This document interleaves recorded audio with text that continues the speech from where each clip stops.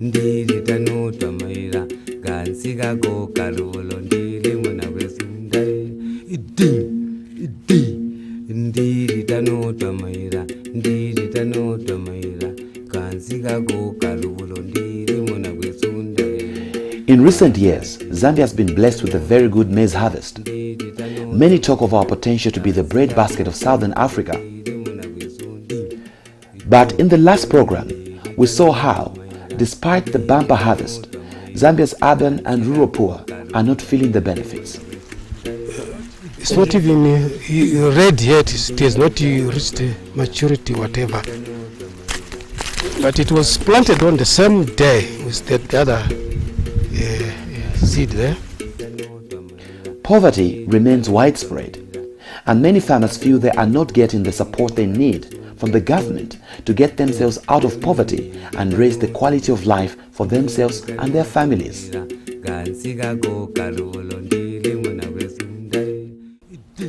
Recently appointed Agriculture Minister is consulting with the Research Institute, the Indaba Agricultural Policy Research Institute, and the agriculture community to try and address this situation.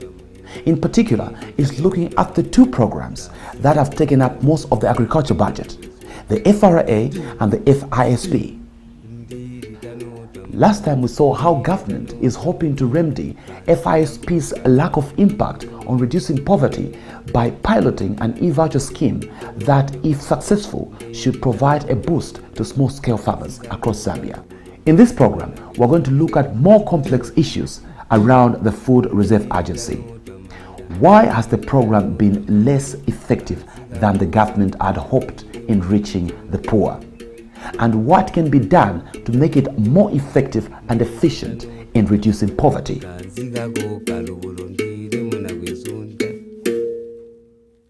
We were worried as IAPRI that FRA was holding 1.3 million tons of maize, very highly priced, maize, and that there were problems in exporting the sale maize out of this country because of the high price that they procured it, at. And then at the time we had the Indaba, it was before the drought became serious. We saw a good, modest crop that was coming out. And therefore, FRA was going to be inundated with so much maize stock and then fail to sell it. Our worry was, how now do we best dispose of the current stock and the huge, modest stock that was to come, this season. The FRA is at the core of the government's agricultural policy. One of its original objectives was to contribute to poverty reduction. But to date, it's been less effective than the government hoped in addressing high rural poverty rates. I would like that the FRA retains only one responsibility: to manage strategic reserves. At the moment, FRA buys crop, especially grain, and store it and release it on the market when the private sector has run out. I would like to see FRA playing the role of only checking that the private sector has sufficient food for consumption locally, without them even having to buy one single grain. That's where I want to see FRA in the next 5-10 years. In the meantime, they will continue to play the role of holding strategic reserve, which will mean them physically buying and storing. But in the long run, I would like that they are released of the responsibility of even buying the crop. They must only be given the responsibility of ensuring that there is sufficient food in the country. They must manage the strategic reserve through remote control. They mustn't run sheds, they mustn't run silos. That must be left to other players. It must be left to the private sector. The reforms of FRA are inevitable. And to do that, I think it will require great political will, because we also understand that beginning a reform process of the FRA is also going to be challenged by a lot of political interests. But I think that if we are really looking at strengthening a marketing system in this country that will deliver benefits in terms of poverty reduction, we must not turn a blind eye to the operations of the Food Reserve Agency at the moment and make sure that we are able to really reform FRA to respond to the current needs of the country in terms of maize marketing. When all is said and done, I think FRA should be left to do what it was created by law to do, and that is to concentrate on the strategic reserves. The volume or the quantum of the reserves are known. It's 500,000 metric tons. So let's restrict ourselves to 500,000 metric tons. But I'll tell you this again from experience, that if we're to buy, that's the other side of the argument, if we're to go out there, and mind you, we've been having bumper harvest the last 5 years or so.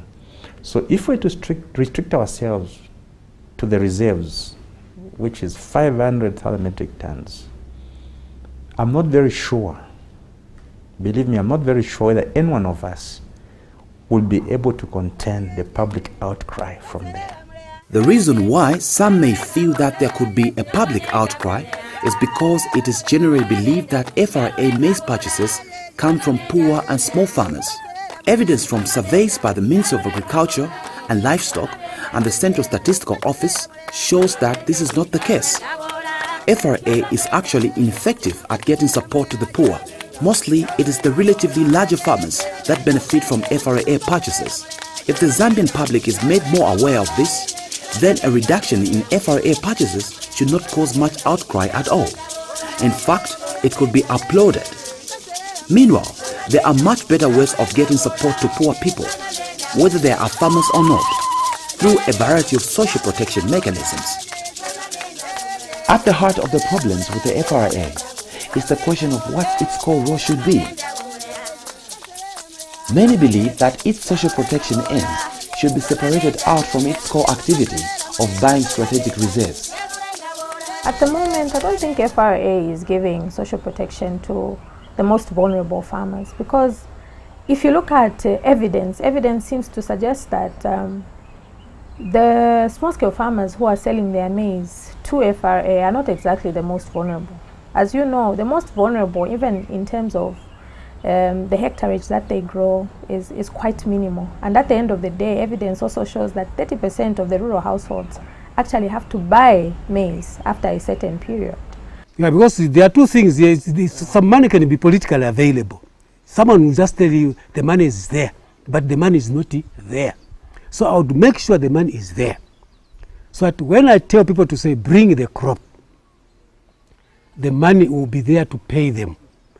Not bring the crop in order for them now to suffer, to even deny them a chance to grow the crop the next season. I wouldn't do that. It's actually a sin, I would say. For argument's sake, even if we were to disband FRA today, fine, but the point is, it will still come back in a different fashion because you need it. And I'm not convinced myself, as a Zambian, as a person, that issues of food security can be reposed entirely in the private sector. I do not think so. I don't think so. Even if government is not directly involved, I think government must have an agent in the name of FRA or by whatsoever name you want to name it, to superintend on issues of food security. Because the food security issues are so sensitive, particularly if you're handling the staple food. What the data shows is that social cash transfers have the effect of increasing transactions where they are being implemented. So if one of the intentions was to assist move people out of poverty and those vulnerable are identified, a social cash transfer program has the effect of you can identify the poor, the vulnerable, give them that social cash transfer voucher or whatever system they use. They will increase a number of things. Transaction within the community, banking services increase, a number of things increase. And that's really important, if one of the objectives of the Food Reserve Agency is to help the vulnerable, it may not be. Only if one of the intended objectives is to help the vulnerable. Restricting the FRA to concentrating on the strategic reserves and relieving it of any social protection remit could make it easier to function efficiently.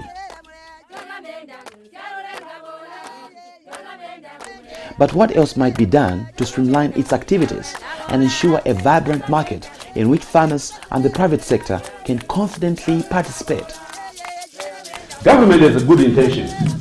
Nobody should be under the opinion that government does not have good intentions. Government has good intentions. Unfortunately, the intentions, if implemented, not so great. They have a bad effect on the market.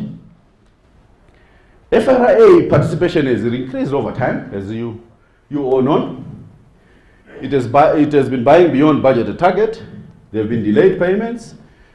And also we have seen a seesaw in the policies. And one would wonder why we have high mealie meal prices in Zambia when we have a bumper harvest. That's something that we have to try to answer. Why do we have high mealie meal prices when we have a bumper harvest? This graph shows you everything. If you look at these peaks here, these ones, in 2001, 2002, 2005, and 2008, all those peaks you see are a result of ad hoc policies. Failure for the system to work perfectly. Those are the challenges that you see with a hybrid system, where we have government and private sector in the market. So you will find that prices for maize really shot up because we failed to implement the policies. If you look at the FRA Act, Cap 225 of the laws of Zambia, this institution was created to handle only the strategic reserves. And at the moment, our reserves are somewhere between 3 to 500,000 metric tons. So if we're to restrict ourselves to only 500,000 metric tons, that will be within our mandate, but also will be reducing the financial stress on Treasury. So that is the way to go. The effect of FRA buying strategic reserves at market prices is that then they do not affect the market negatively in any sense, or even positively, if you look at it both ways. So FRA can participate in the market using market prices, and that means the market is pretty much left to continue operating as a market. If FRA decides to buy below market or above market, then it has the effect of destabilizing the market, and the incentives are distorted. So should they buy at market prices for the purposes of keeping the market efficient and the market undisturbed? The answer is yes, they should. First of all, I think we need to understand the fact that Zambia has a strategic advantage in selling maize to the region, because there are maize deficit countries within the region, and we need to maximize that opportunity to sell our maize there. The G2G exports, I think, are also competing with the exports of maize that are being done by private sector. And this is why, as the Center for Trade Policy and Development, we've been saying that government regulation is extremely important in this context, making sure that we can make the environment a bit more predictable for private sector to be the ones engaged in actually exporting maize to markets that are maize deficit. So if you look at a market like Angola, if you look at a market like Zimbabwe, if you look at a market like DRC, I think policy should support the connection of private sector grain traders in Zambia to where the markets are. But at the moment, the challenge is this: we seem to be implementing export bans in a very, very ad hoc manner. So that means that the private sector who are exporting their maize, or who would want to export their maize in other deficit markets, would not necessarily be able to do so properly if the environment still remains unpredictable. And what's to be done with the 1.2 million metric tons of surplus maize stock that's currently draining the government's finances? Losses to the treasury. These assumptions that we bought maize at 70 kwacha, we transported it, say at 10 kwacha. We stored it. If we store it for 8 months, we'll spend about 12 kwacha. And then plus financing charges, 14 kwacha. Storage cost losses, the storage losses, we put it at 15%. We don't know yet what those storage losses are, so we just put 15%. It could be more, it could be less. The cost for holding a bag of maize for 8 months for FRI is 116 kwacha 15 ngwe. Let's put it at a national level. This is how much in 8 months the country is likely to lose. $151 million. Potential losses of stored maize can be quite high, especially if the crop is high, if you've bought a lot of crop. But what we've learned is that over the years, the Food Reserve Agency, the government wing, has improved the ability to store maize. So coming from 20% losses a few years ago, we hear, and the data coming out is that the losses are much less than that. Could be maybe less than 5%, maybe even less than 1%. But there is a danger, especially FRA, which has a covered storage capacity of less than 1 million. So if you buy above 1 million, that means some of that other maize will be stored in uncovered storage, which has the potential that you could lose the maize. As the government considers the proposals for agricultural reforms, the next season fast approaches, and all over the country, families and farmers are preparing for the next harvest. The Agriculture Minister will need to make the reforms soon if farmers and consumers are to benefit in a short term. And changes to the FISP and the FRA will figure highly in his thinking. Governments are governments on account of people, and governments are governments for people. And the agriculture sector cannot be a sector unless it is addressing the needs of the people. This is the reason why I would like everyone in this sector to put a face, a human face, to whatever activities they are engaging in. They mustn't put the dollar sign to their activities. Instead, let them put the human face to it. Let them realize that in whatever activities they are engaged in, ultimately, that must have a positive impact on the welfare of the people, on the living standard of the people, and ultimately on the quality of life of the people. That is what we're in this business for.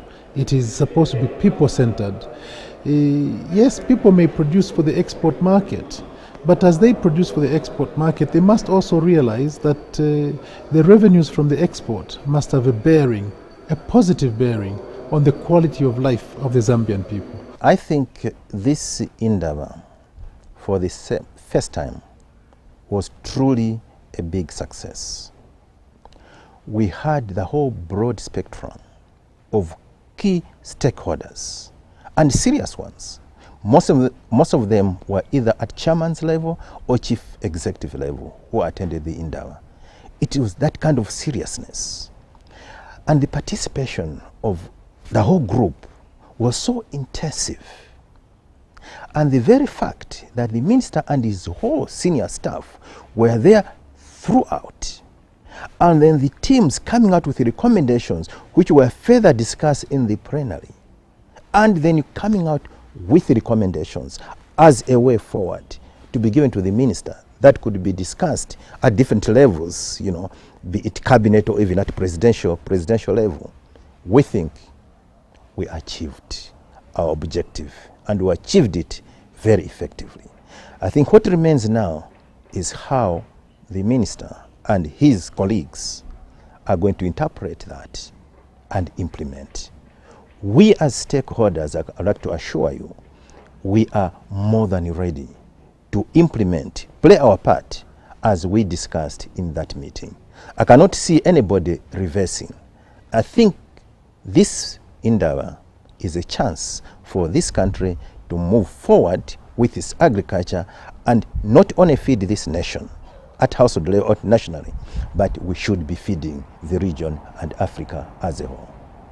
My plea to the Zambian people is that all of us must get involved in one way or another in production. We are largely a consuming society. We're not a producing society. And that is the reason why we're facing the economic challenges that we're facing now. complaining about the depreciation of our local currency, largely because we are consuming without producing. And what other way is better to produce than to produce agricultural commodities? We are a blessed country. We have huge tracts of arable land. We have a beautiful weather. We have beautiful water, beautiful rainfall, and anything that you plant in Zambia grows. I would like to encourage my fellow citizens to go out there and engage in one form of agricultural activity or another. You can have a few heads of cattle, you can have a few goats, you can have a few village chickens, you can run a poultry, you can go into vegetable production, you can go into cash crop production. If all of us get involved, then we shall be what we actually are supposed to be, the breadbasket of the sub-region.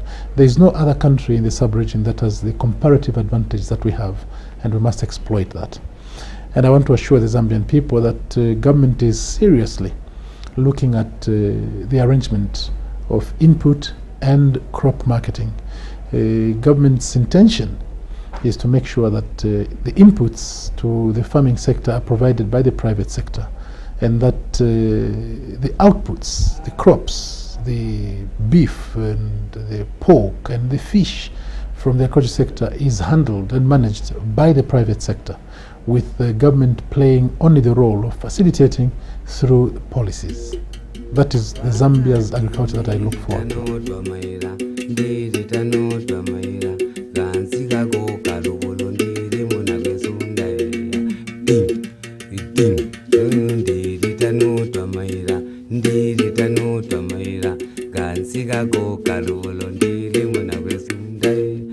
Go,